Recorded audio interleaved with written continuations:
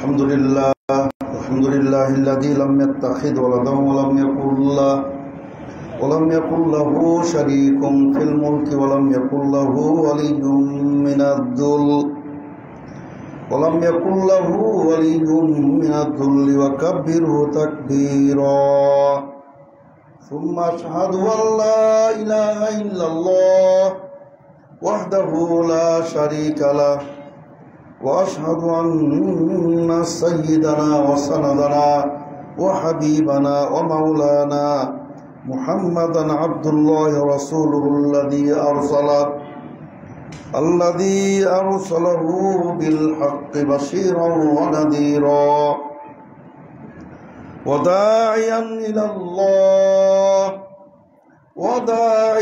إلى الله بإذنه وسراجا منيرا أما بعد فإن أصدق الحديث كتاب الله وأحسن الهدي هدي محمد صلى الله عليه وسلم وخير الأمور عوازمها وشر الأمور محدثاتها وكل محدثة بدعة وكل بدعة ضلالة وكل ضلالة في النار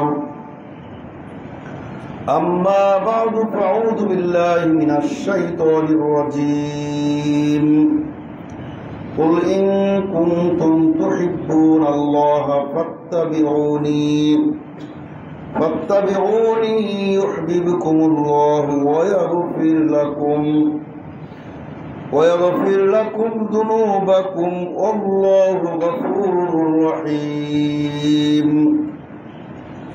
وقال سبحانه وتعالى وإذ أخذ الله ميثاق النبيين لما آتيتكم من كتاب وحكمة ثم جاءكم رسول فصدق لما معكم لتؤمنن به ولتنصرنه إلى آخر آية الكريمة। আলহামদুলিল্লাহ, ডেমরা এলাকায় অবস্থিত ঐতিহ্যবাহী ইমাম মুসলিম রাহিমাহুল্লাহ জামে মসজিদ কমপ্লেক্সে সমবেত সম্মানিত তাওহীদবাদী সুন্নি মুসলিম ভ্রাতৃবৃন্দ, আলহামদুলিল্লাহ আমরা অবগত আছি আজকে যেমন 5ই সেপ্টেম্বর 2025, তো ইসলামিক ক্যালেন্ডার বা হিজরি তারিখ মোতাবেক আজকে 11ই রবিউল আউয়াল। 11 রবিউল আউয়াল মানে আমরা বুঝতে পারছি আগামীকালকে 12ই রবিউল আউয়াল। তো 12ই রবিউল আউয়াল আমাদের দেশে অত্যন্ত প্রসিদ্ধ বা পরিচিতি লাভ করেছে ব্যাপকভাবে। যে দিবসটি হলো নবী সাল্লাল্লাহু আলাইহি ওয়াসাল্লামের জন্মদিবস। যদিও আসলে সঠিক কথা হচ্ছে নবী সাল্লাল্লাহু আলাইহি ওয়াসাল্লামের জন্মদিবস 9ই রবিউল আউয়াল আর তার ওফাত দিবস 12ই রবিউল আউয়াল, এটা সবচেয়ে বিশুদ্ধ মত। তো এই রবিউল আউয়াল মাসে আমরা দেখি পুরো মুসলিম উম্মাহ দুই ভাগে বিভক্ত হয়ে যায়। এক গ্রুপ আল্লাহ রাসূল সাল্লাল্লাহু আলাইহি ওয়াসাল্লামের জন্মদিবসের অনুষ্ঠান আল ইহতিফাল বিল মাউলিদ রাসূল সাল্লাল্লাহু আলাইহি ওয়াসাল্লাম নিয়ে ব্যস্ত, আর আরেক গ্রুপ বলেন যে এটা প্রমাণিত না, অবশ্যই নবী সাল্লাল্লাহু আলাইহি ওয়াসাল্লামের প্রতি দুরূদ ও তাসলিম পেশ করতেই হবে, তবে সেটা সুনির্দিষ্ট কোনো দিবস নয়, সারা বছর। এ প্রসঙ্গে আপনার সিরিয়ার অত্যন্ত একজন বড় মাপের ইসলামিক স্কলার ডক্টর রাতে বা নাবলুসি হাফিজাহুল, এখন তিনি জীবিত আছেন, প্রায় 90-এর কাছাকাছি তার বয়স। অনেক ভালো কথা লেখেন, যদিও তিনি ঈদে মিলাদুন্নবীর পক্ষের লোক। তিনি বলছেন যে এটার জাওহার, এটার সার মর্ম কথা হলো যে দুই কারণে ঈদে মিলাদুন্নবী উদযাপন করা হয়। তিনি বলছেন একটা হলো নবী সাল্লাল্লাহু আলাইহি ওয়াসাল্লামের জীবন চরিত সম্পর্কে সম্যক ধারণা রাখে, জ্ঞান অর্জন করা। নবী সাল্লাল্লাহু আলাইহি ওয়াসাল্লামের সিরাত, তার জীবন চরিত, তার মহানুভবতা, তার আখলাক, তার চরিত্র, তার মুআমালা, এসব সম্পর্কে জ্ঞান অর্জন। আর দ্বিতীয়টা হলো সেগুলোর প্রতি আমল করা, ইত্তেবায়ে সুন্নাহ। সুন্দর কথা বলছেন, এতটুকুর মধ্যে সীমাবদ্ধ থাকলেও কিন্তু সমস্যা নেই। আর তবে আমরা মনে করি যে বর্তমান বিশ্বে যে বিশ্বনবীর জন্মদিবসকে কেন্দ্র করে আপনার ঈদে মিলাদুন নবী উদযাপন করা হচ্ছে, আমরা মনে করি যে দুটি এটার ইসেন্স বা নির্যাস, জাওহার আরবিতে বলে। একটি হলো অজ্ঞতা, জাহালাত, ইসলামী শরীয়ত সম্পর্কে সঠিক ধারণার জ্ঞান নাই তাদের। আর দ্বিতীয় কারণ হচ্ছে কেন অনুষ্ঠান করা হচ্ছে। বিশ্বনবীর জন্মদিবসকে কেন্দ্র করে বিশ্বব্যাপী ঈদে মিলাদুন নবী সাল্লাল্লাহু আলাইহি ওয়াসাল্লাম উদযাপন করা হচ্ছে। দ্বিতীয় কারণ হলো আল গুলু, অতিরঞ্জন, সীমা লঙ্ঘন। তবে আরেকটা কথা যোগ করতে চাই, সম্মানিত উপস্থিতি, যে ডক্টর রাতেব নাবলুসি হাফিজাহুল্লাহ তিনি যে বলেছেন যে নবী সাল্লাল্লাহু আলাইহি ওয়াসাল্লামের সিরাতের উপর, সুন্নাহর উপর ইত্তেবা, সুন্নাহর ইত্তেবা, এটা হলো মূল লক্ষ্য। আমরা কিন্তু বিপরীতটা দেখি। অধিকাংশ যারাই কিন্তু নবী সাল্লাল্লাহু আলাইহি ওয়াসাল্লামের জন্মদিবস উদযাপন করে, মিলাদ, কিয়াম এগুলো পালন করে, এদের মধ্যে আমরা দেখি সুন্নাহর প্রতি তাদের যে ঘৃণা, সুন্নাহর প্রতি তাদের অবজ্ঞা, শত্রুতা, এটা কিন্তু বাস্তব প্রমাণিত। আহলে হাদিস মসজিদের উপর আক্রমণ কেন হয়? একমাত্র কারণ যে তারা সহিহ সুন্নাহর প্রতি আমল করেন। এই জন্য তাদের প্রতি তাদের এই শত্রুতা, তাদের ঘৃণা, তাদের জিঘাংসা, এটি একমাত্র কারণ যে বিশেষ করে আহলে হাদিসরা সহিহ সুন্নাহর প্রতি আমল করেন। সুতরাং আপনি বিশ্বনবীর মহাব্বতের নামে মিলাদুন নবী উদযাপন করবেন, আর কোনো ব্যক্তি যদি বিশ্বনবীর সহিহ সুন্নাহর প্রতি আমল করেন না, আপনি তার প্রতি আক্রমণ করবেন। এটা কেমন মহাব্বত? এটা বিশ্বনবীর প্রতি কি ধরনের মহাব্বত যে যারা বিশ্বনবীর তরিকাতে সালাত আদায় করবে, আপনি তাদেরকে মেরে রক্তাক্ত করে দিবেন, নাক ফাটাই দিবেন, মসজিদ ভেঙে দিবেন। সম্প্রতি গাইবান্ধা শহরে একটি হয়েছে, সম্প্রতি বাংলাদেশে ঘটতেছে।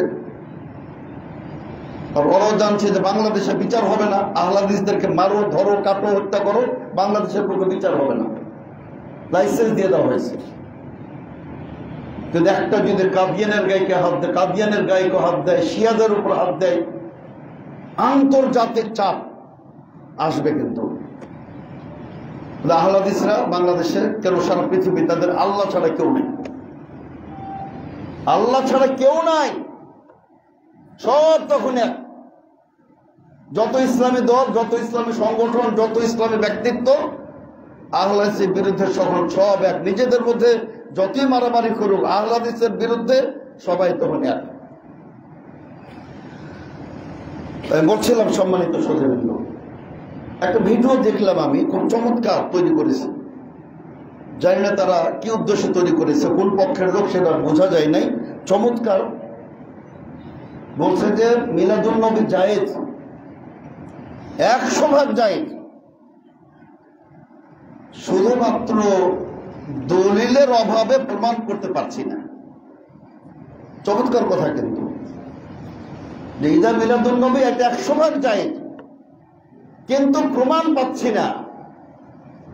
খুব কিতাব দেখতেছে, বেচারা ঘাঁটতেছে, 10-20টা বই সামনে রেখে ওর এটা খুলে, এটা খুলে, ওটা খুলে, অস্থির। ওই ভাই দলিল তো পাচ্ছি না, কিন্তু জায়েজ 100%, কিন্তু দলিল নেই।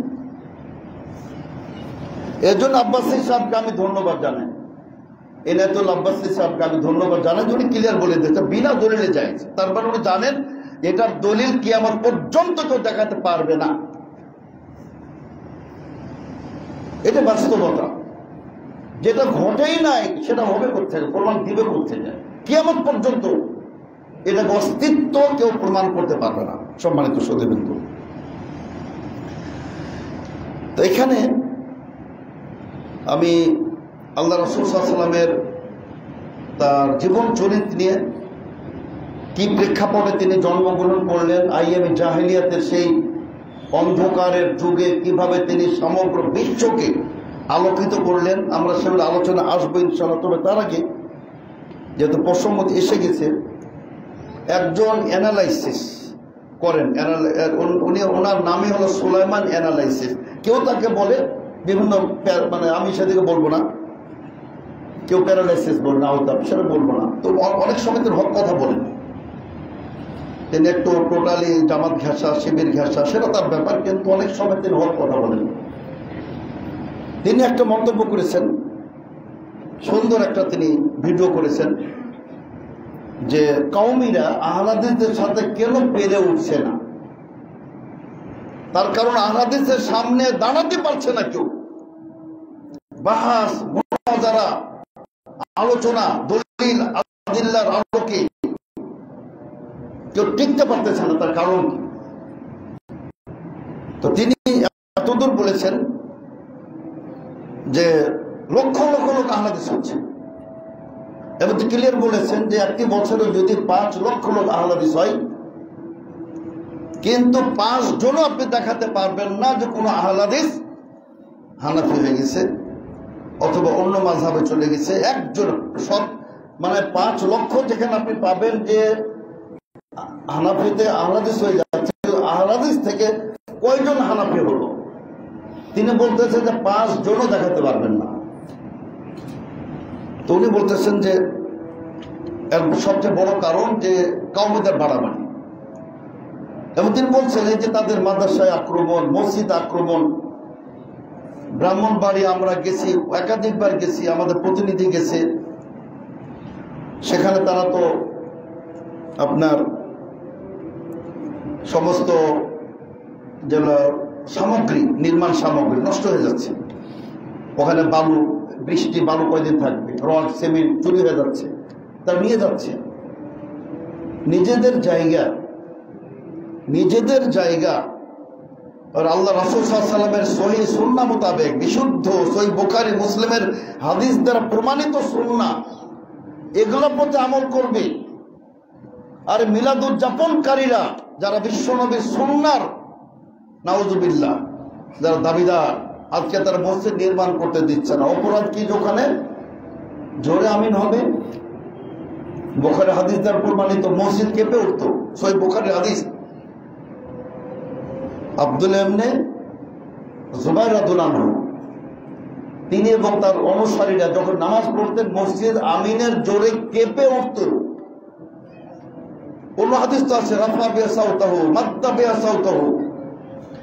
এবং বিশ্বনবী বলেন, এই আমিন দিয়ে, আমিনের মাধ্যমে ইহুদিরা যে তোমাদের প্রতি মানে ঘৃণা দেখায়, শত্রুতা পোষণ করে, আমিনের কারণ, আমিন দ্বারা তারা যে পরিমাণ জ্বলে, এত অন্য কিছুতে জ্বলে না। আজকে তারা মসজিদ নির্মাণ করতে দিচ্ছেন না ভাইয়েরা। জোর আমিন হবে, বুকে হাত বাঁধবে, সহিহ হাদিস। রফুল এদান হবে, মুতাওয়াতির হাদিস। আশারে মুবাশশারিন বিল জান্নাহ কর্তৃক প্রমাণিত রফুল এদান মুতাওয়াতির হাদিস। আর রফুল এদান না করার হাদিস সবগুলাই যঈফ। আজকের এই ঐতিহ্যবাহী ইমাম মুসলিম জামে মসজিদের মেম্বার থেকে বলে গেলাম, রফুল আদানের বিরুদ্ধে একটি সহিহ হাদিস কিয়ামত পর্যন্ত প্রমাণিত করতে পারবে না। আর আমরা অসংখ্য হাদিস সহিহ বুখারী মুসলিম দ্বারা আমরা প্রমাণ করে দেব মুতাওয়াতির হাদিস এটা। অথচ এই মসজিদগুলি নির্মাণ করতে দেওয়া হচ্ছে না। কারা? এই মিলাদ যারা উদযাপন করে। মানে আপনার ভিতরে হিংসা বিদ্বেষ পরিপূর্ণ, আর বাহিরে মানে বিশ্বনবীর মুহাব্বত, ইয়া নবী সালাম আলাইকা। তো যাক, উনি ওনাকে ধন্যবাদ জানার চমৎকার কথা বলেছেন। আমি এখানে যোগ করতে চাই যে শুধু কওমিদের গোলামি না, কওমিদের বাড়াবাড়ি না, কওমিদের সীমা লঙ্ঘন নয়, আরো কারণ আছে। আর কি কারণ? কারণ হলো আহলে হাদিসদের দলিলের দৃঢ়তা, দলিলের শক্তি। আহলে হাদিসের প্রত্যেকটা আমল, ওই সংক্রান্ত সবচেয়ে বিশুদ্ধ হাদিসগুলি আহলে হাদিস, আলহামদুলিল্লাহ। 12 তাকবীর ঠিক আছে, একেবারে শক্তিশালী দলিল নয়, এটাও আমরা মানি, কিন্তু 6 তাকবীরের তুলনাতে 1000 গুণ শক্তিশালী। আপেক্ষিক বলছি। এবং বুখারী বলতেছেন, যিনি আমিরুল মুমিনিন ফিল হাদিস, এবং বুখারী বলতেছেন এই বাবে ঈদাইনে রফুল ইয়াদান সংক্রান্ত এটি হলো সবচেয়ে বিশুদ্ধ 12 তাকবীর। কিন্তু টোটালি সহি না হোক, একদম উচ্চ পর্যায়ে সহি না হোক, কিন্তু এ সংক্রান্ত এটি সবচেয়ে সহি, আর সেটা হলো আমল করেন আলহামদুলিল্লাহ। তবে এটা বলতেছে আসলে খুব ভারাক্রান্ত হৃদয় নিয়ে যে মসজিদ আক্রমণ হয়, এটা তো আসলে আবার মুসলিমরা করে। ওরা যদি নাউজুবিল্লাহ বিজেপিতে যোগদান করে, হিন্দুত্ববাদীতে যোগদান করে, তবু আমাদের একটু দুঃখটা কম হবে। উমর ইবনে খাত্তাব রাদিয়াল্লাহু আনহু ফজর সালাতের সময় ড্যাগার দিয়ে তাকে আক্রমণ করা হয়। তিনি জানতে চেয়েছিলেন কে ঘাতক, তখন বলা হলো অগ্নিপূজক আবু লুলু। তখন তিনি অনেকটা আশ্বস্ত বোধ করেছে, আলহামদুলিল্লাহ কোন মুসলিম আমাকে হত্যা করেনি। আমরাও আশ্বস্ত হতে চাই, আহলে হাদিসের মসজিদে কোন মুসলিমরা যেন আক্রমণ না করে, হিন্দুরা করুক, ইহুদিরা করুক, কাফিররা করুক, আমরা এটাকে স্বাগত জানাবো। তার কারণ আমরা হকের উপর, ইসলাম ধর্মের উপর আছে, আমাদের প্রতি শত্রুদের আক্রমণ হতেই পারে, কিন্তু তুমি মুসলিম নামধারী মুনাফিক, তুমি মুসলিম নামধারী বেঈমান, তুমি যে আহলে হাদিসের মসজিদ আক্রমণ করো। এই সম্প্রতি গত সপ্তাহে গাইবান্ধা শহরে হয়েছে, আমাকে তারা ফোন করেছে, আমি ওখানে ফোন করেছি বিষয়টা দেখার জন্য। আমরা দেখতেছি ইনশাল্লাহ, কিন্তু কথা হলো যে এভাবে আর কতদিন চলবে সম্মানিত শ্রোতাবৃন্দ বাংলাদেশে?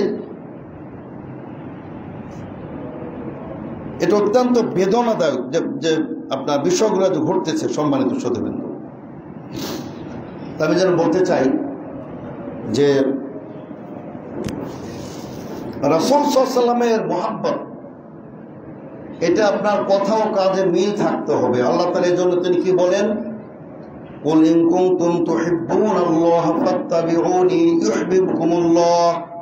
হে রাসূল সাল্লাল্লাহু আলাইহি ওয়াসাল্লাম বলে দিন, আপনি ঘোষণা দিয়ে দিন, ইন কুনতুম তুহিব্বুনাল্লাহ, তোমরা যদি আল্লাহকে ভালোবাসতে চাও, আল্লাহর ভালোবাসা পেতে চাও, তার কারণ আল্লাহর ভালোবাসা তো সবাই পেতে চায়। আল্লাহ তাআলা বলছেন, হে রাসূল বলে দিন যে ফাত্তাবিউনি, আমার ইত্তেবা করো। আল্লাহ রাসূলের ইত্তেবা ছাড়া আল্লাহ তাআলা ভালোবাসা কোশ্চেন কালো সম্ভব না। তাহলে বোঝা গেল যে আপনি রাসূলের মহব্বতের দাবিদার, আপনি আল্লাহ রাসূলকে খুব ভালোবাসেন। আল্লাহ রাসূলের নাম উচ্চারিত হলে মুখে আপনার চুমা, মানে আপনি এটা নিয়ে আবার চোখে সুরমা দেয়, এটা সাহাবা কেরাম করেন নাই, এটা সাহাবা কেরাম করেন নাই। আমি পাকিস্তান গেছিলাম, আলিগড় মুসলিম ইউনিভার্সিটিতে পিএইচডি করার সময় লাহোর গেছিলাম। তা আমি মসজিদে গেলাম, যখনই মুয়াজ্জিন আশহাদু আন্না মুহাম্মদ রাসূলুল্লাহ বলে চতুর্দিকে আপনার শব্দ হয়ে যায়, মানে সব ওই চুমা খাচ্ছে আল্লাহ রাসূলের নামের প্রতি। এটা কেমন মহব্বত সাহাবা কেরাম করেছেন? বেদাত এটি। লা তাগলু ফি দীনিকুম, খবরদার দ্বীনের বাড়াবাড়ি করা যাবে না, শরীয়তে বাড়াবাড়ি করা যাবে না। আপনি বিশ্বের মহব্বতে আপনার উতলে পড়তেছেন, তা সুন্নাহর প্রতি ইত্তেবা করেন। তো সুন্নাহর খবর নাই, আর জিলাপি বিতরণ। আমরা বলেছি যে এই জিলাপি খেলে কিয়ামত দিবসে হাসরের ময়দানে বিশ্বনবীর হাউজে কাউসার থেকে আপনি বঞ্চিত হবেন, যেটাকে আপনার হাতে সিদ্ধান্ত। জিলাপি খাবেন না হাউজে কাউসারের কঠিন সেই সংকটময় মুহূর্ত, মহাপ্রলয় দিবসে বিশ্বনবীর পবিত্র হস্তের হাউজে কাউসারের পানি পান করে নিজের তৃষ্ণা মিটাবেন, এটা আপনার ব্যাপার। না বাংলাদেশের বুকে জিলাপি খাবেন আর ওখানে বঞ্চিত হবেন। এটা আমি চ্যালেঞ্জ দিয়ে বললাম। বিশ্বনবীর জন্মদিবসের নামে জিলাপি খেলে, বিরিয়ানি খেলে ওইখানে আপনি বঞ্চিত হবেন। তার কারণ সেই বুখারী হাদিস দ্বারা প্রমাণিত, তাদেরকে সরিয়ে দেওয়া হবে। বিশ্বনবী বলবেন, ফেরেশতা মণ্ডলী, ওরা আমার উম্মত, নিয়ে আসুন, আমাদের পানি পান করাতে চাই। তারা বলবেন, ইন্নাকা লা তাদরি, হে রাসূল সাল্লাল্লাহু আলাইহি ওয়াসাল্লাম, আপনি জানেন না আপনার মৃত্যুর পরে কি ঘটেছিল, ওরা কত রকম বেদাত করেছিল। তারা এখানে আমাদের ভাইরা বলে যে, আরে আল্লাহ রাসূল জানেন না, তিনি তো সব জানেন, তিনি তো আলিমুল গায়ব। কত বিভ্রান্তি, আকীদা কেন্দ্রিক।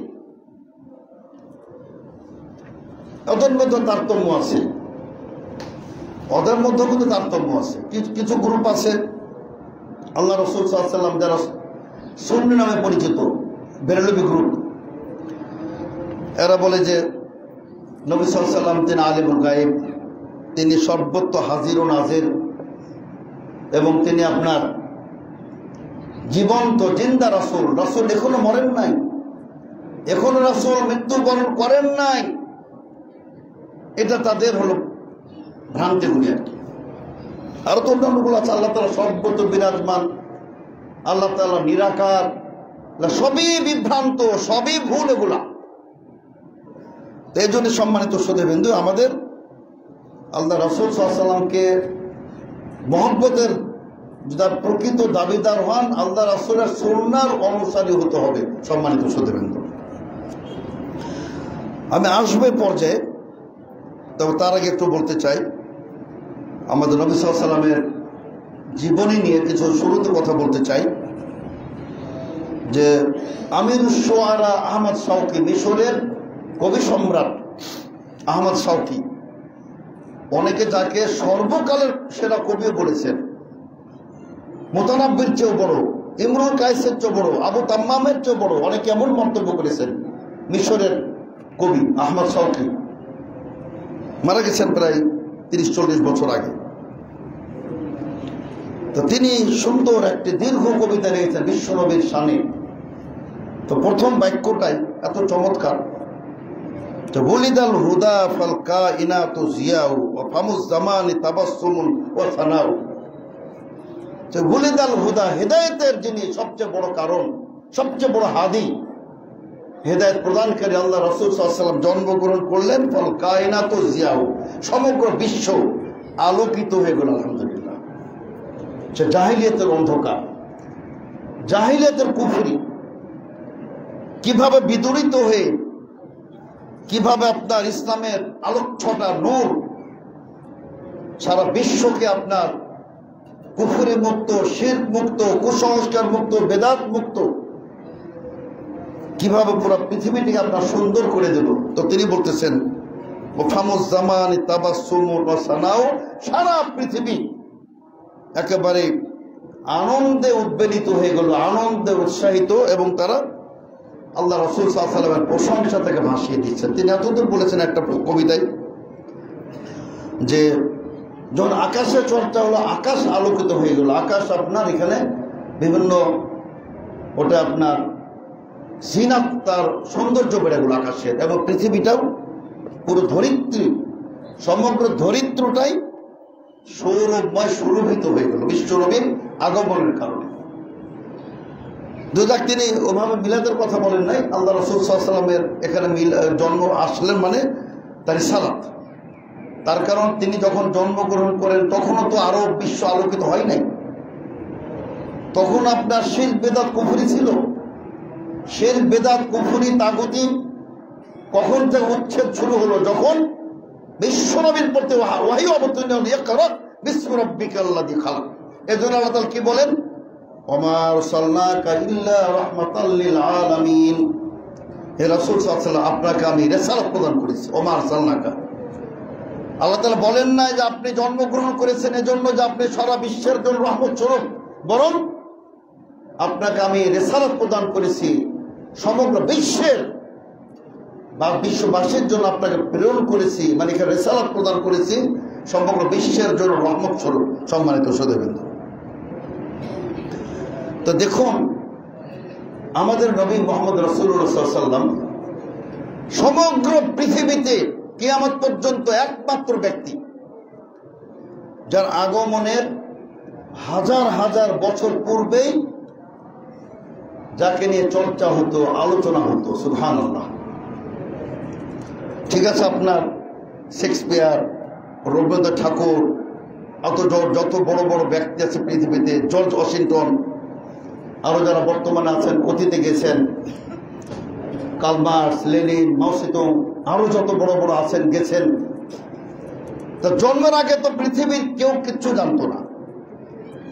কিন্তু আল্লাহ রাসূল সাল্লাল্লাহু আলাইহি ওয়াসাল্লামের জন্মের হাজার হাজার বছর পূর্বে সারা বিশ্ব অপেক্ষমান ছিল কবে আসবেন তিনি। সুবহানাল্লাহ। যেটা আপনার আল্লাহ তাআলা ক্লিয়ার বলেছেন, সম্মানিত শুনেন। তাওরাতে আল্লাহ রাসূলের আলোচনা ছিল, ইনজিলে আলোচনা ছিল, সবে অপেক্ষমান ছিল যে সেই নবী কবে তিনি আসবেন। তার জন্মের হাজার বছর পূর্বে, প্রায় ৩-৪ হাজার বছর পূর্বে ইব্রাহিম খলিলুল্লাহ আলাইহিস সালাম তার দোয়ার ফসল হলেন আমাদের আপনার প্রিয় নবী মুহাম্মদ রাসূলুল্লাহ সাল্লাল্লাহু আলাইহি ওয়াসাল্লাম। ইব্রাহিম আলাইহিস সালাম দোয়া করেছিলেন পবিত্র মক্কা নগরীতে, রব্বানা ওয়াবআথ ফীহিম রাসূলাম মিনহুম ইয়াতলু আলাইহিম আয়াতিহি ওয়া ইউআল্লিমুহুমুল কিতাব ওয়াল হিকমা ওয়া ইউযাক্কিহিম। রব্বানা ওয়াবআথ ফীহিম, হে আমাদের পরওয়ারদিগার, আমাদের প্রতিপালক রব্বে কারীম, আপনি এদের মধ্যে এই জনপদে মক্কা নগরীতে আপনি একজন রাসূল প্রেরণ করুন। ইব্রাহিম খলিলুল্লাহ সাল্লামের দোয়া, সুবহানাল্লাহ। সেই দোয়ার ফসলে আল্লাহ পাক রব্বুল আলামিন তারই বংশের, তারই ওরসে ইসমাঈল সালামের নসবে মানবতার শ্রেষ্ঠ মুকুট, মানবতার শ্রেষ্ঠ সর্বকালীন শ্রেষ্ঠ ব্যক্তিত্ব, মরু ভাস্কর, মরুদুলাল বিশ্বনবী মুহাম্মদ রাসূলুল্লাহ সাল্লাল্লাহু আলাইহি ওয়াসাল্লাম আল্লাহ রাব্বুল আলামিন রিসালাত দিলেন, নবুয়ত প্রদান করলেন, ওহী প্রেরণ করলেন। এটা আপনার ইব্রাহিম আলাইহিস সালামের দোয়ার কারণে। আর তখন থেকে আল্লাহ পাক রব্বুল আলামিন সুবহানাল্লাহ ইব্রাহিম আলাইহিস সালামের ফরিয়াদ, ইব্রাহিম আলাইহিস সালামের দোয়া এমন কবুল করলেন যে তিনি প্রত্যেক নবীকে, তার পরবর্তী প্রত্যেক নবীকে তিনি শর্ত আরোপ করে দিলেন যে হে সুলাইমান, হে দাউদ, হে ঈসা, হে মুসা, হে ইউসুফ, হারুন, ইলিয়াস আলাইহিস সালাম কত আগে ছিলেন। তো আল্লাহ তাআলা জিজ্ঞেস করলেন তাদেরকে, আমি তোমাদের নবুয়ত দিচ্ছি, রিসালাত দিচ্ছি, কিন্তু মনে রাখবে শর্ত সাপেক্ষে দিচ্ছি। তোমাদের জীবদ্দশায় যদি তোমরা আমার শেষ নবীকে পেয়ে যাও, তোমার রিসালাত, তোমার নবুয়তকে আমি বাতিল করে দিলাম। সুবহানাল্লাহ, কি চমৎকার কথা। আল্লাহ তাআলা বলছেন, ওয়াইদ আখাযাল্লাহু মিসাকান নাবিয়্যিন, স্মরণ করুন হে মুহাম্মদ সাল্লাল্লাহু আলাইহি ওয়াসাল্লাম, স্মরণ করুন হে কোরআনের পাঠক, সেই মুহূর্তকে যখন আল্লাহ তাআলা অঙ্গীকার নিলেন। অঙ্গীকার নিলেন কার কাছ থেকে? নবীয়িন, নবীদের কাছ থেকে। সেই মুসা কালিমুল্লাহ, সুবহানাল্লাহ, ঈসা ইবনে মারইয়াম কালিমাতুহু আলকাহা ইলা মারইয়াম, এত বড় নবী, কিন্তু আল্লাহ তাআলা বলে দিলেন, লামা আতাইতুকুম মিন কিতাবিন ওয়া হিকমা, আমি তোমাদের দিচ্ছি কিতাব, দিচ্ছি হিকমত দিচ্ছি তোমাদের, কিন্তু সুম্মা জাআকুম রাসূলুন, অতঃপর যদি একজন রাসূল চলে আসেন, মহান রাসূল যদি চলে আসেন, ফাসাদ্দাকা লিমা মাআকুম, উনি এসে তোমাদের কাছে যা আছে কিতাব, তাওরাত, ইনজিল, এগুলোকে তিনি সত্যায়ন করলেন, প্রত্যয়ন করলেন। হ্যাঁ, এগুলো ঠিক আছে, এগুলো ঠিক আছে, এবং হ্যাঁ এগুলো ঠিক আছে। লা তুমিনুন্না বিহি, তোমাদের তার প্রতি ঈমান নিয়ে আসতেই হবে। ওয়ালা তানসুরুন্নাহু, তাকে সাহায্য করতেই হবে। আল্লাহ বলছিলেন, আল হাল আকরারতুম, এটা কি তোমার অঙ্গীকারনামা দিচ্ছ? সকলে বলেছিলেন আকরারনা, হে রব্বুল আলামিন, আমরা অঙ্গীকারবদ্ধ হয়ে গেলাম যে সেই নবী, সেই রাসূল যদি আমাদের জীবদ্দশায় তার আগমন করতে চাই, তাহলে আমরা সকলে তার প্রতি ঈমান নিয়ে আসবো ইনশাআল্লাহ। এত বড় নবী, সম্মানিত সুধীবৃন্দ, চিন্তা করছেন আল্লাহ রাব্বুল আলামিন বড় বড় নবীদেরকে এই শর্ত সাপেক্ষে তিনি রিসালাত প্রদান করলেন যে আখেরি জামানার শেষ পয়গম্বর, শেষ নবীর আগমন ঘটলে তোমাদের এটা বাতিল হয়ে যাবে। যেন বিশ্বনবী এত তিনি বলেছেন, ওই সত্তার শপথ করে বলছে আল্লাযী নাফসু মুহাম্মাদিন বিয়াদিহি, মুহাম্মাদের যার হাতে আত্মা, যার হাতে জীবন, সে রব্বে কারিমের কসম করে বলছে, আল্লাহ রাসূল বলছেন যে লাউ কানা মূসা হাইয়ান, মূসা কালিমুল্লাহ যদি জীবিত থাকতেন, মা ওয়াসিআহু ইল্লা ইত্তিবাই, আমার অনুসরণ করা ছাড়া তার কোনো গত্যন্তর থাকতো না, তার কোনো উপায় থাকতো না। আমি মুহাম্মদ সাল্লাল্লাহু আলাইহি ওয়াসাল্লামের অনুসারী হয়ে আমার উম্মত হওয়া মূসা আলাইহিস সালামের জন্য ফরজ হতো। সুবহানাল্লাহ, ফরজ হয়ে যেত। তো কাজেই কত বড় তার মর্যাদা চিন্তা করছেন। আল্লাহ তাআলা কি বলছেন, মাইয়ুতির রাসূল ফাকাদ আতা আল্লাহ, যে ব্যক্তি রাসূলের অনুসরণ করবে, আনুগত্য করবে, ইত্তেবা করবে, ইতাআত করবে, সে ব্যক্তি প্রকার অন্তরে আল্লাহরই ইত্তেবা করলো। সুবহানাল্লাহ। তো কত বড় পাওয়ার দেখুন, কত বড় পাওয়ার অফ অ্যাটর্নি, যে মুহাম্মদের অনুসরণ করা মানে আমি আল্লাহর অনুসরণ করা। সুবহানাল্লাহ। আল্লাহ তাআলা কোথাও বলেন নাই যে মুহাম্মদ সাল্লাল্লাহু আলাইহি ওয়াসাল্লাম যদি তিনি ওহীর আলোকে বলেন বা তিনি যদি হক কথা বলেন আমার অনুসরণ, তাহলে তার অনুসরণ করো, তার কারণ তার প্রতিটি কথাই হক। এটা প্রযোজ্য হবে অন্যদের ব্যাপারে, আইম্মাদের ব্যাপারে। ফাইন তানাযাতুম ফি শাইইন ফারুদ্দুহু ইলাল্লাহি ওয়া রাসূল, আল্লাহ বলেন যখন নিজেদের মধ্যে মত পার্থক্য হবে, এই যে আজকে মত পার্থক্য, মিলাদ জায়েজ না না জায়েজ, এক মিলাদের জালে বাচ্চা না করে কিয়াম, নাউযুবিল্লাহ। কিয়ামটার তো পাওয়ার আরো বেশি। কোন দিকটা পাওয়ার? বেদাতের হাই ভোল্টেজ, ওখানে বেদাতের হাই ভোল্টেজ বিপজ্জনক। আপনি বিদ্যুৎ ট্রান্সমিটার হাত দিবেন, মুহূর্তে 1 সেকেন্ড আপনি শেষ। বেদাতটা তো মোটামুটি, কিয়ামটা তো আরো মারাত্মক, হাই ভোল্টেজ ওখানে কুফরি, বেদাত ওখানে শিরক লিপ্ত আছে। কেন? এখানে শুধু নবী সাল্লাল্লাহু আলাইহি ওয়াসাল্লামের দাঁড়ানোই না, যে সাহাবা কেরাম পর্যন্ত আল্লাহ রাসূল দেখে দাঁড়াতেন না। হ্যাঁ, কাউকে ইস্তেকবাল সেটা ভিন্ন কথা, কাউকে ইস্তেকবাল, দাঁড়িয়ে ইস্তেকবাল করলেন সেটা ভিন্ন কথা। তো এখানে আরো সবচেয়ে বড় কথা যে আল্লাহ রাসূল সাল্লাল্লাহু আলাইহি ওয়াসাল্লাম নাকি ওখানে আগমন ঘটে, এটা কুফরি আকীদা। এজন্য আপনি একটা চেয়ার রাখেন, কত বেহায়া নির্লজ্জ ইসলামটাকে পুতুল বানাই ফেলছে, যেটা চেয়ার রাখবো, চেয়ারে নাকি আল্লাহ রাসূল ওখানে আসন গ্রহণ করবেন, নাউযুবিল্লাহ। এগুলো আপনার ওই যে প্রথমে অজ্ঞতা, জাহালাত। আল্লাহ রাসূল সাল্লাল্লাহু আলাইহি ওয়াসাল্লাম এখানে এসে আসন গ্রহণ করবেন, একটা হাসির পাত্র বানায় ফেলছে ইসলামকে তারা। এটা ওহীর ধর্ম, জ্ঞানের ধর্ম, সায়েন্স টেকনোলজি, শিশু না ইসলামের তুলনায়। এই জন্য ডক্টর মরিস বোকাইলি বলেছিলেন, এখন যেখানে সায়েন্স আরো 100 বছর পর সায়েন্স যেখানে পৌঁছবে, সেখানেও ওটা ইসলামের সূচনা, সেটা মানে ইসলামের ওটা প্রাথমিক পর্যায়ে ওটা পড়বে। আমি একটা উদাহরণ দেই যে সায়েন্স টেকনোলজি কেন ওয়াহির কাছে অসহায়। বিজ্ঞান, সায়েন্স টেকনোলজি, মডার্ন সায়েন্স যত উন্নতি করুক না কেন, তারা আপনার পিপিলিকার ভাষা, হুদহুদের ভাষা, পাখির ভাষা, ঘুঘুর ভাষা, গরুর ভাষা, ছাগলের ভাষা, কুকুরের ভাষা, মুরগির ভাষা, আছে কোনো বিজ্ঞানী, আছে কোনো সায়েন্স টেকনোলজি বুঝতে পারবে না। কিন্তু কি বলছেন, বললেন না মানতে কাত্তয়ির, আল্লাহ রাব্বুল আলামিন আমাদেরকে পশু পক্ষীর ভাষা শিখিয়ে দিয়েছেন। সুবহানাল্লাহ, এটা ওয়াহী। সারা পৃথিবীর জ্ঞান তুচ্ছ, নগণ্য, অসহায় ওয়াহীর নিকটে।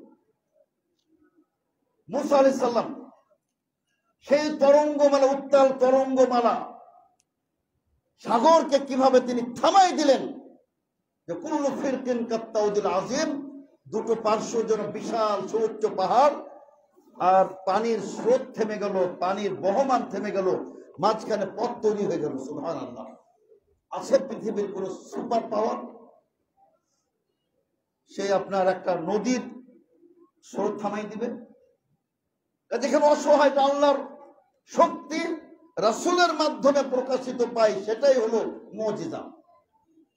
সম্মানিত শ্রোতাবৃন্দ, আপনি যত বড় বিশেষজ্ঞ ডাক্তার হন চোখের, কিন্তু যেখানে চোখই নাই, জন্মান্ধ, সেখানে আপনি চোখের আলো ফিরিয়ে দিতে পারবেন? পারবেন না। কিন্তু ঈসা সাল্লাম, সুবহানাল্লাহ, খালি পবিত্র হাত দিয়ে মাসা করতেন, চোখের আলো ফিরে আসত। কাজে আপনার ওহীর জ্ঞানের সাথে পার্থিব জাগতিক বৈষয়িক কোন জ্ঞানের কোন কিয়ামত পর্যন্ত তুলনায় হতে পারে না। এজন্যই আমরা বলি যে ওহীর জ্ঞান হলো নির্ভুল, কিতাব ও সুন্নাহর জ্ঞান নির্ভুল। এজন্য আমাদের বিশ্ব নবীর সুন্নাহর অনুসরণ করতে হবে। সম্মানিত শ্রোতাবৃন্দ,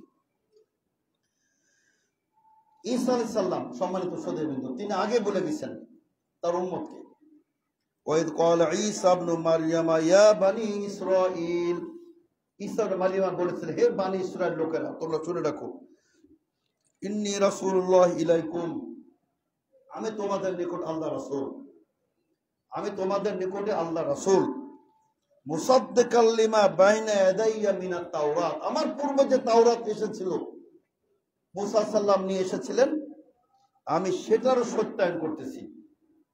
তিনি ছিলেন নবী বারহক, রাসূল হক, এবং সেটা ছিল আল্লাহর কিতাব তাওরাত, আমি সেটাও সাক্ষ্য দিচ্ছি। এবং ওয়া মুবাশশিরাম বিরাসূলিন ইয়াতি মিন বাদি ইসমুহু আহমদ, আর আমার পর একজন নবী আসবেন, সে নবীর আমি সুসংবাদ প্রদান করতেছি। সুবহানাল্লাহ। চিন্তা করছেন, তখন আমাদের প্রিয় নবীর জন্মই হয় নাই। ঈসা সাল্লাম বলে যাচ্ছেন, হে বনি ইসরাঈলেরা, শুনে রাখো, আমার মৃত্যুর পরে অথবা আমার উত্তোলনের পরে, আমার যে উত্তোলন হবে আকাশের দিকে, আমার পরে একজন রাসূল আসবেন, তার নাম হবে আহমদ। সুবহানাল্লাহ, তার নাম পর্যন্ত বলে আহমদ মুহাম্মদ। সুবহানাল্লাহ। কাজে আপনার ইনি ছিলেন সত্যিকার রাসূল। সম্মানিত শ্রোতাবৃন্দ, যে ঈসা সাল্লাম সুসংবাদ দিয়ে গেছেন, মুসা সাল্লাম সুসংবাদ দিয়ে গেছেন, ইব্রাহিম সাল্লামের দোয়া, এই জন্য তিনি বলছেন, আনা বিশারত ইব্রাহিম, আনা বিশারত ঈসা ওয়া দাওয়াত ইব্রাহিম। আল্লাহ রাসূল সাল্লাল্লাহু আলাইহি ওয়াসাল্লাম বলছেন যে আমি ইব্রাহিম সাল্লামের দোয়ার আমি ফসল, তার পবিত্র দোয়া, উজিবাত দাওয়াতুল মুবারাকাত, তার পবিত্র দোয়া আল্লাহ তাআলা কবুল করেছিলেন, রব্বানা ওয়াবআথ ফীহিম রাসূলা। শুধু তাই না, সম্মানিত শ্রোতাবৃন্দ, ইব্রাহিম সাল্লাল্লাহু দোয়া করেছিলেন, ওয়ারযুকহুম মিনাস সামারাত, হে রব্বুল আলামিন, তুমি মক্কাবাসীকে পৃথিবীতে যত উন্নত মানের ফল আছে, তুমি সব ফল তুমি খাওয়াবে। ওই দোয়া আল্লাহ তাআলা কবুল করেছেন। সুবহানাল্লাহ। পৃথিবীর যে কোনো ফল, উন্নত মানের ফল আপনি মক্কাতে পাবেন। বাংলাদেশের ফল বাংলাদেশে পাবেন না, কিন্তু পাবেন কোথায়? মক্কাতে। অস্ট্রেলিয়ার ফল অস্ট্রেলিয়া পাবেন না, কিন্তু কোথায় পাবেন? মক্কায় পাবেন। এটা ইব্রাহিম আলাইহিস সালামের দোয়া আল্লাহ তাআলা কবুল করছেন। ওই ইব্রাহিম আলাইহিস সালাম দোয়া করছিলেন যে আল্লাহ, আমার বংশ থেকে তুমি একজন আখির নবী রাসূলকে তুমি প্রেরণ করো। সম্মানিত শ্রোতাবৃন্দ, তো তিনি হলেন সেই আমাদের রাসূল মুহাম্মদ সাল্লাল্লাহু আলাইহি ওয়াসাল্লাম। তো সম্মানিত শ্রোতাবৃন্দ, কাজে আমাদের আপনার আল্লাহ রাসূলের ইত্তিবা ছাড়া, আল্লাহ রাসূলের মহাব্বত ছাড়া, এজন্য মহাব্বত আপনার আমাদেরকে আল্লাহ রাসূলকে করতে হবে প্রকৃত অর্থে মহাব্বত, শুধু দাবিদার হলে হবে না।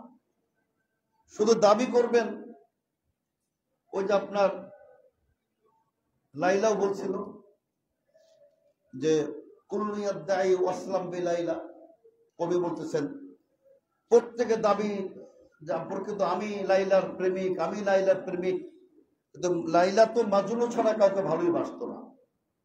একতরফা দাবি করলে তো হবে না। আপনি একাই দাবি করলেন যে আমি আশিক রাসূল, আপনার মধ্যে রাসূলের সুন্নাহ লেশ মাত্র নাই, বিষ্ণবের মহব্বতের আপনার লেশ মাত্র না, আপনি আশিক রাসূল, সব ভণ্ডামি। সকল ঈদের সেরা ঈদ ঈদে মিলাদুন নবী, ভণ্ডামি। আর ঈদই তো না, বেয়াদব কোথার। তুমি বলো যে সকল ঈদের সেরা ঈদ, বেয়াদব কোথাকার, গোস্তাকে রাসূল তো তারাই ইবাদত তৈরি করে। সারা পৃথিবীবাসী 800 কোটি মানুষ মিলেও একটি ইবাদত তৈরির বৈধতা, লাইসেন্স আল্লাহ তাআলা দেন নাই। কাজে আমি চট্টগ্রামবাসীকে বলতে চাই, 10 লক্ষ লোক নিয়ে বের হবেন আগামীকালকে জশ্নে জুলুস ঈদে মিলাদুন নবী। লাভ হবে না, লাভ হবে ইত্তেবায়ে সুন্নাহর মাধ্যমে। এই আহ্বান জানাতে চাই। আপনার আবেগকে সম্মান করি, কিন্তু আবেগ দ্বারা আপনি কুফরি, শিরক, বেদাতের সীমা লঙ্ঘন করবেন না। তাকে আপনি একদম আল্লাহ রাসূল সাল্লাল্লাহু আলাইহি ওয়াসাল্লামকে আপনি আল্লাহর আসলে পৌঁছে দিচ্ছেন। নাউযুবিল্লাহ, হাজির নাজির আলিমুল গায়ব। এজন্য সম্মানিত শ্রোতাবৃন্দ, আপনাদের সামনে একটি দুটি হাদিস, যেহেতু সময় নাই, একটা তো আপনারা প্রত্যেকে জানেন, আল্লাহ রাসূল সাল্লাল্লাহু আলাইহি ওয়াসাল্লাম বলেছেন, লা ইউমিনু আহাদুকুম হাত্তা আকুনা আহাব্বা ইলাইহি মিন ওয়ালিদি ওয়ালাদি ওয়া ওয়ালাদি ওয়ান নাস আজমাইন। আল্লাহ রাসূল সাল্লাল্লাহু আলাইহি ওয়াসাল্লাম বলেন, আল্লাহর কসম করে বলতেছি, তোমাদের কেউ মুমিন হতে পারবে না যতক্ষণ পর্যন্ত না আমি মুহাম্মদ সাল্লাল্লাহু আলাইহি ওয়াসাল্লাম তোমাদের নিকটে তোমার পিতা মাতার চেয়ে, তোমার সন্তান সন্তানাদি চেয়ে এবং সারা পৃথিবীর মানুষের চেয়ে আমি মুহাম্মদ সাল্লাল্লাহু আলাইহি ওয়াসাল্লাম যতক্ষণ পর্যন্ত বেশি আপন, বেশি প্রিয়, বেশি ভালোবাসার ব্যক্তি না হব, তোমরা মুমিন হতে পারবে না, কোশ্চেন কারণ না। সম্মানিত শ্রোতাবৃন্দ, এই হাদিসগুলি শুধু কাগজে থাকলে হবে না, সহিহ বুখারীদের আপনার এই জেলদের ভিতরে থাকলে হবে না, এটা আপনাকে আমাকে আমল করতে হবে। যে রাসূলের মহব্বতের সামনে আমার জীবনের কোনো কানাকড়ি মূল্য নাই। যখন আপনি এতটুকু উন্নতি করতে পারবেন, আপনার ইমানের আপনি মানে সমৃদ্ধি ঘটাতে পারবেন, ইমানকে শক্তিশালী করতে পারবেন, যে রাসূলের মোকাবেলা আমার জীবন পর্যন্ত তুচ্ছ, আমার রক্তের কোনো মূল্য নেই রাসূলের মহব্বতের সামনে, তখন আপনি মুসলিম হতে পারবেন। সম্মানিত শ্রোতাবৃন্দ, উমর রাদিয়াল্লাহু আনহু, সম্মানিত শ্রোতাবৃন্দ, চমৎকার হাদিস শুনে রাখুন। উমর রাদিয়াল্লাহু আনহু তিনি বলছেন, রাসূলকে একদিন তিনি বলেন, হে রাসূল সাল্লাল্লাহু আলাইহি ওয়াসাল্লাম, আনতা হাব্বু ইলাইয়া মিন কুল্লি শাইইন ইল্লা নাফসি। হে রাসূল সাল্লাল্লাহু আলাইহি ওয়াসাল্লাম, আপনি আমার নিকটে সারা পৃথিবীবাসীর চেয়ে বেশি প্রিয়, তবে শুধুমাত্র আমি আমার নিজেকে বেশি ভালোবাসি আপনার চেয়ে। আমি নিজের নফসকে, নিজের আত্মাকে, নিজের প্রাণকে, জীবনকে আপনার চেয়ে বেশি ভালোবাসি। তাছাড়া সবাই আপনার নিচে, আপনি সবার ঊর্ধ্বে। আল্লাহ রাসূল সাল্লাল্লাহু আলাইহি ওয়াসাল্লাম কি বললেন, লা ইয়া উমর, উমর জেনে রাখো, কোশ্চেন কালে এটা হবে না, হাত্তা আকুনা আহাব্বা ইলাইকা মিন নাফসিকা, যতক্ষণ পর্যন্ত আমি তোমার প্রাণের চেয়েও আমি বেশি প্রিয় না হব, আমি মুহাম্মদ সাল্লাল্লাহু আলাইহি ওয়াসাল্লাম বেশি প্রিয় না হব, তুমি মুমিন হতে পারবে না। সুবহানাল্লাহ, ক্লিয়ার কথা। তখন তিনি বললেন, হে রাসূল, আল্লাহর কসম করে বলতেছে, আপনি এখন আমার নিকটে আমার প্রাণের চেয়েও আপনি অনেক বেশি প্রিয়। সুবহানাল্লাহ। তখন আল্লাহ রাসূল, আন ইয়া উমর, হে উমর, এখন হয়েছে, এখন তুমি পরিপূর্ণ, তুমি মুমিন হতে পেরেছো। তার কারণ তোমার রাসূল তোমার নিকটে তোমার নিজের প্রাণের চেয়ে বেশি মাহবুব, বেশি প্রিয়। এটা কিয়ামত পর্যন্ত সকল মুমিনের জন্য পর্যন্ত সম্মানিত। সম্মানিত শ্রোতাবৃন্দ, আরেকটা আমি হাদিস আপনাদের সম্মুখে সহিহ বুখারী মুসলিমের একটা হাদিস পেশ করতে চাই,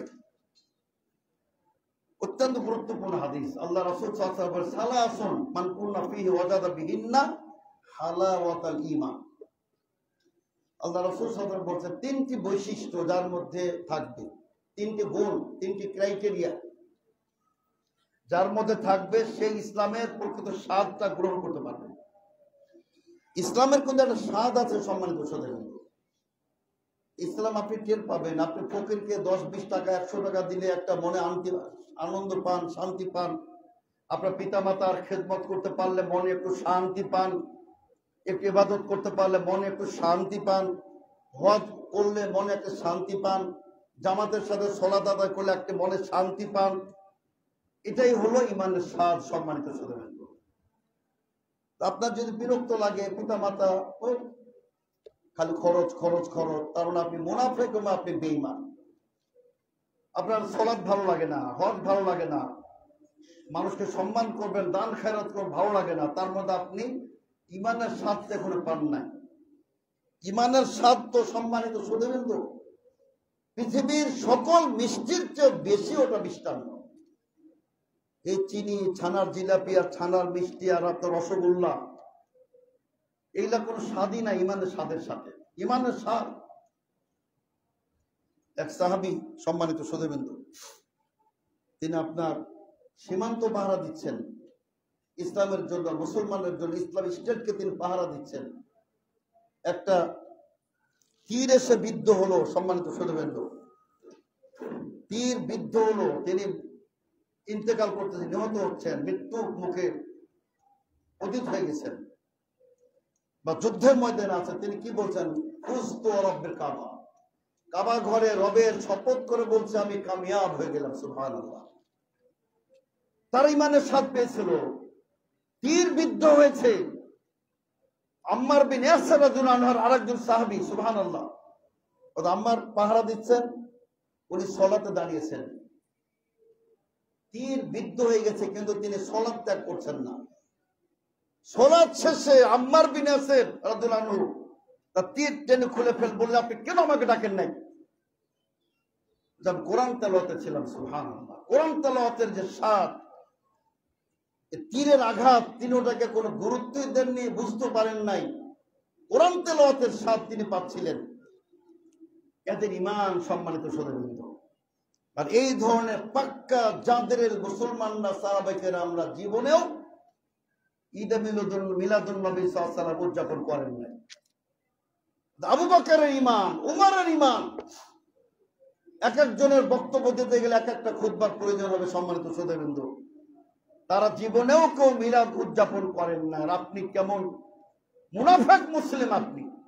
আপনি বিশ্বনবীর মহব্বতের নামে আপনি মিলাদুন নবী উদযাপন করেন, প্রমাণবিহীন, দলিলবিহীন। যে ইসলামের স্বর্ণ যে অস্তিত্ব ছিল না, সেই ফাতেমি নাম ধারণ করে উবাইদুল শিয়ারা, ভণ্ড রাফেজি, তারা নিজেদেরকে নসব নামায় বলল যে আমরা ফাতেমার বংশধর, কাজে আমরা ফাতেমি। মানুষের সিম্পেথি, মানুষের ভোট নিবে, মানুষের জনসমর্থনের জন্য তারা বলল যে আমরা আহলে বাইত। এরাই প্রথম এই জন্মদিবস, আল্লাহ রাসূল সাল্লাল্লাহু আলাইহি ওয়াসাল্লামের জন্মদিবস, আলী রাদিয়াল্লাহু জন্মদিবস, হাসান রাদিয়াল্লাহু জন্মদিবস, হোসেন রাদিয়াল্লাহু জন্মদিবস, ফাতেমা রাদিয়াল্লাহু জন্মদিবস, হাসান হোসেনের জন্মদিবস, তৎকালীন খলিফার জন্মদিবস, সব ওই ধরনের বেদাতীদের তৈরি। সম্মানিত সুধীবৃন্দ, অথবা কেউ বলছে 6ষ্ঠ হিজরিতে ওই যে আল মালিকুল মুজাফফর কুকুবরি, এটা তিনি সর্বপ্রথম প্রচলন করছেন। এটা আপনার 362 হোক, 600 শতাব্দীর শুরুতে হোক, এটা সমান। রাসূলের যুগে ছিল না, সাহাবায়ে কেরামের যুগে ছিল না, ইসলামের কুরুনুল মুফাদ্দালা সালাসা, ইসলামের স্বর্ণযুগ 3 শতাব্দী পর্যন্ত আর অস্তিত্ব ছিল না।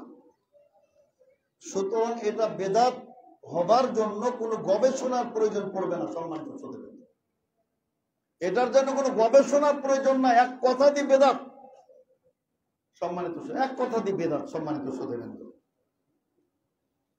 কাজে আমি আপনাদের আহ্বান জানাতে চাই, আমি হাদিসটা শেষ করি। সম্মানিত সুধীবৃন্দ, অত্যন্ত গুরুত্বপূর্ণ হাদিস। একটা হলো ইমানের প্রকৃত স্বাদ সেই ব্যক্তি পাবে যে ব্যক্তির নিকটে আল্লাহ ও রাসূল সবচেয়ে বেশি প্রিয় হবে। 2 নাম্বার হলো ওয়া ইউহিব্বাল মারআ লা ইউহিব্বুহু ইল্লা লিল্লাহ। আপনি যে কোনো মানুষকে ভালোবাসবেন আল্লাহর উদ্দেশ্যে ভালোবাসবেন, ঘৃণা করবেন আল্লাহর উদ্দেশ্যে ঘৃণা করবেন। এর জন্য আমরা কিন্তু পৃথিবীর সকল ভণ্ডদের আমরা ঘৃণা করি, পৃথিবীর সকল বেদাতীদের আমরা ঘৃণা করি, পৃথিবীর সকল ভণ্ডদেরকে আমরা ঘৃণা করি, পৃথিবীর সকল বেদাতি প্রতারকদের, মুনাফিকদের আমরা ঘৃণা করি, কাফেরদের ঘৃণা করি।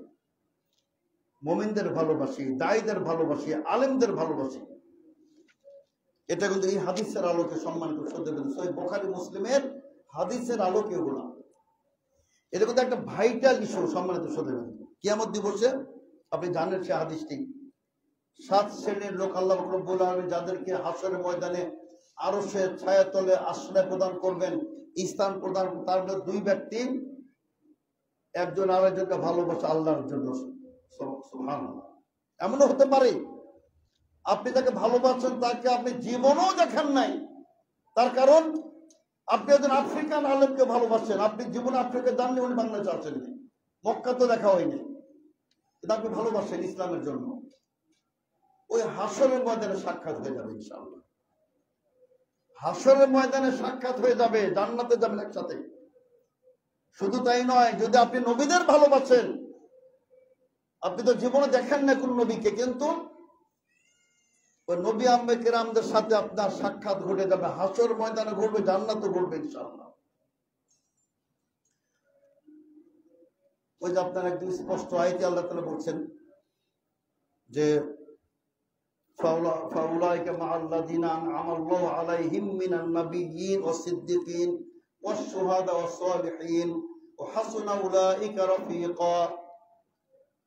সম্মানিত শ্রোতাবৃন্দ, আপনি আম্বে কেরামদের সাক্ষাৎ পাবেন, ইব্রাহিম আলাইহিস সালামের সাক্ষাৎ পাবেন, আবু বকর সিদ্দিক, উমর ফারুকের সাক্ষাৎ পাবেন, যদি আপনি কিতাব ও সুন্নাহর উপরে কায়েম থাকেন। সম্মানিত শ্রোতাবৃন্দ, নইলে কিন্তু আপনার জন্য অপেক্ষা করতেছে ফেরাউন, সাদ্দাত, হামান, নমরুদ, আবু জাহাল, উতবা, সাইবা, রাবিয়া, ওই সেই আপনার জঘন্য বিসাল মাসির যেটা জাহান্নাম, ওইখানে সাক্ষাৎ হয়ে যাবে।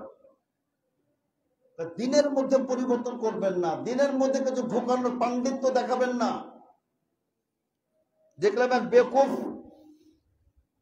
সে বলতেছে যে আমি কোরআনে 52টা ভুল ধরেছিলাম, আবার সে প্রত্যাবর্তন করছে, নাম বলবো না, একদম কখনো মুতাজিলি মার্কা বক্তব্য দেয়, কখনো বলে যে সলাত পড়লে পারে জান্নাত পাওয়া যাবে, তার কোনো আমি কোরআনও পাইনি, হাদিসও পাই নাই, উল্টাপাল্টা কথা বলে। সে আবার বলে যে কোরআনে নাকি 52টা বলছে, আমি ভুল ধরেছিলাম, পরে দেখলাম যে আমারই ভুল। আরে কথা, এটাই তুমি কেমনে বলিস যে আমি 52টা ভুল ধরেছিলাম? তো পাগল।